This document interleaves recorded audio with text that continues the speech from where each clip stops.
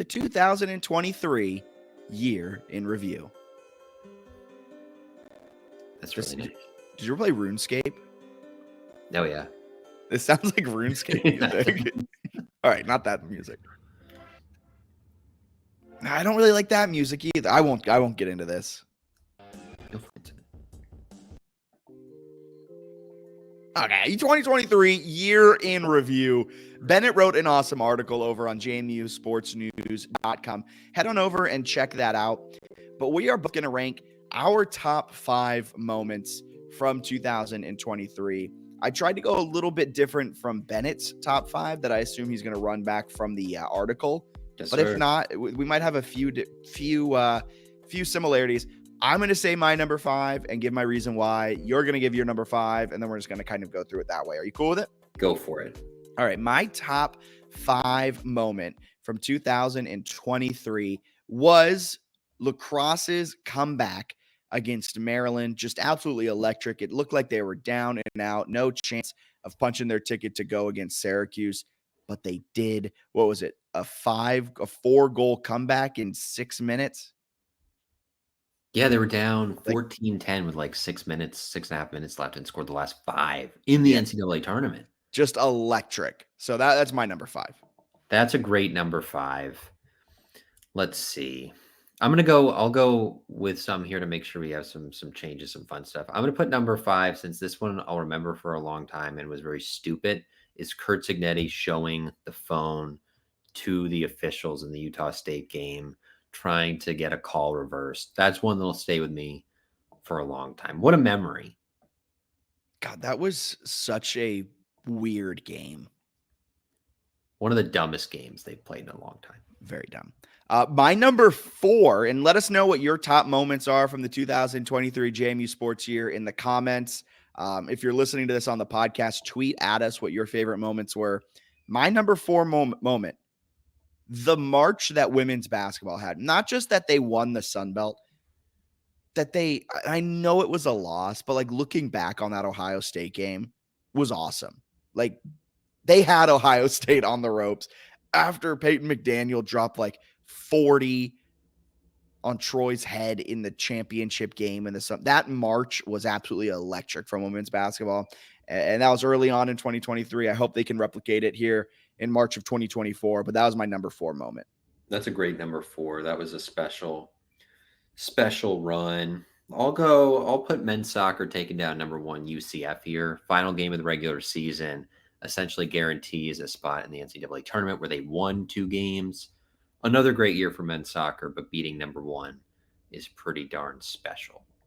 Not only that, then they went on, they nearly beat Loyola Marymount across the nation in LA.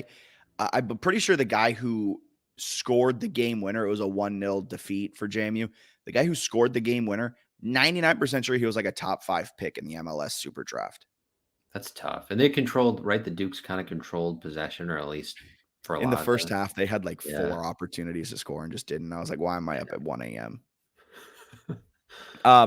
My number 3, my last 3, maybe a little bit of recency bias, but number 3 for me is JMU's comeback against Kent State. Just an electric game that I think gets overshadowed by the Michigan State win the game before. I won't give away what my last 2 are, but this one was tough coming in at 3 because I really wanted to put it 1 spot higher. But just an absolutely electric finish to that game. I remember we were texting our friend Dom, and he just goes, all right, I turned the game off. And then in the group chat, we're like, turn it back on.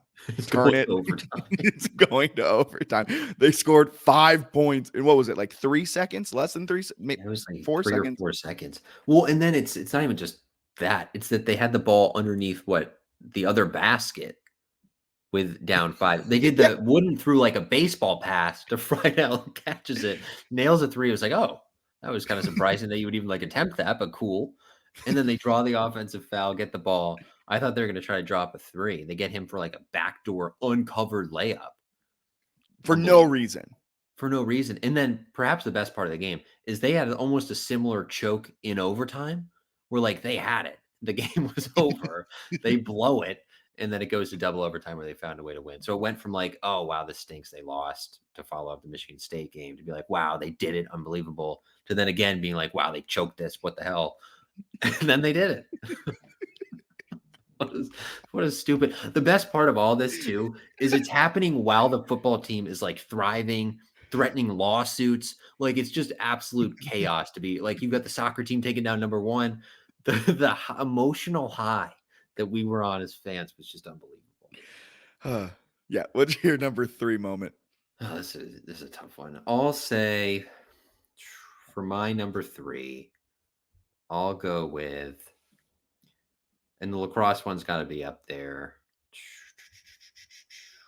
I'll have Michigan State here. So I'll have the men's basketball upset over Michigan State. I'll put it 3. Pretty special moment, obviously, to open the year with a win at Michigan State in a game that they hung around, and I was like, oh, maybe they'll lose by like 5. Found a way to win in overtime. Pretty unbelievable. Pretty crazy. That's my number 2. My number 2 moment is that upset because as the announcers were saying throughout that game, I mean, Tyson Walker, notorious Duke's slayer, as we all know during his time at Northeastern.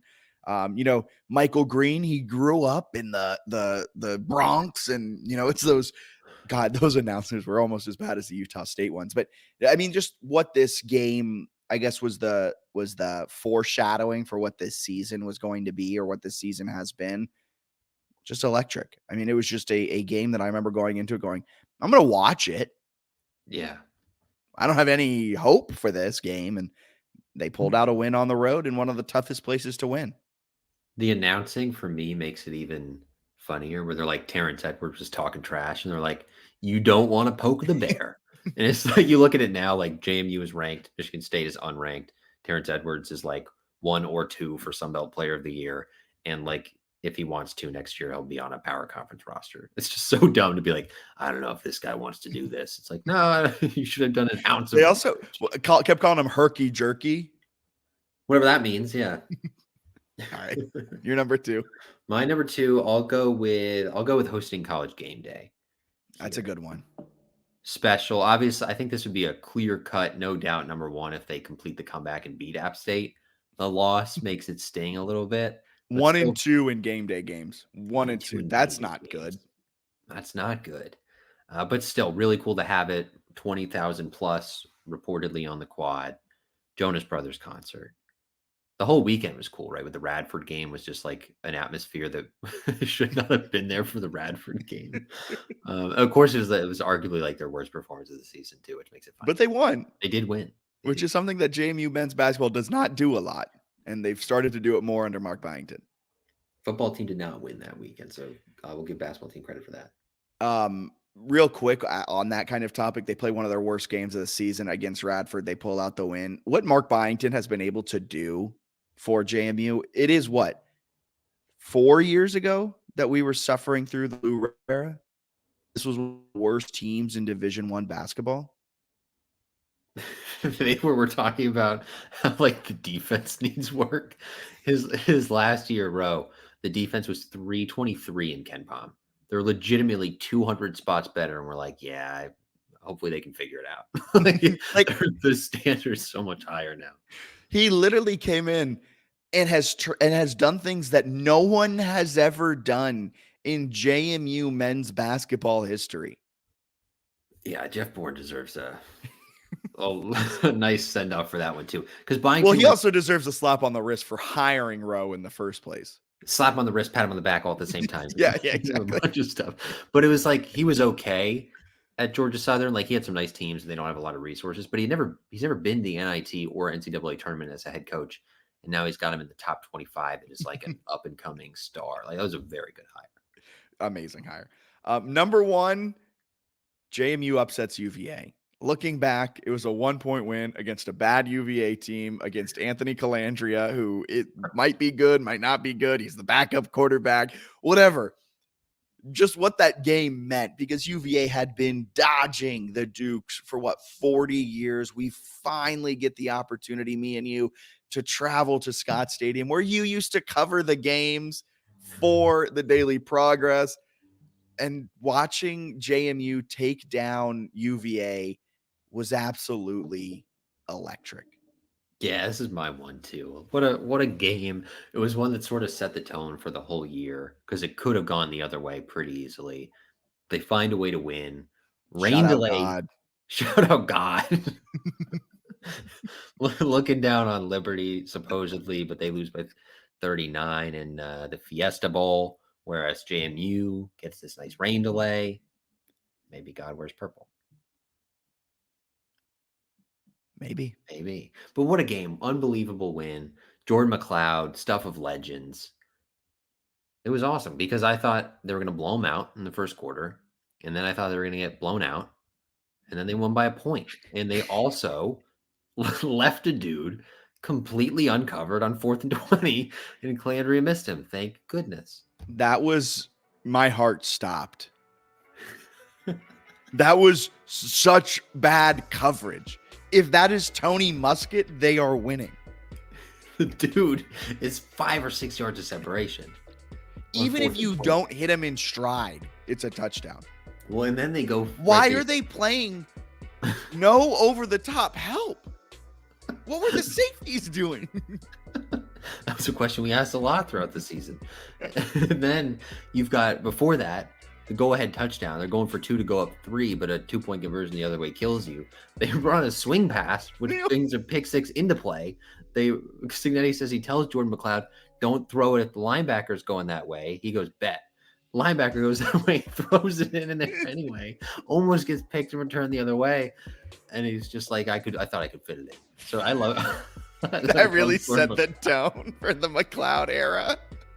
I just thought I could wing it in there. Oh, man. 2023 really brought us a lot of great moments. It did. What do you hear? And one really sad moment. 2 sad moments.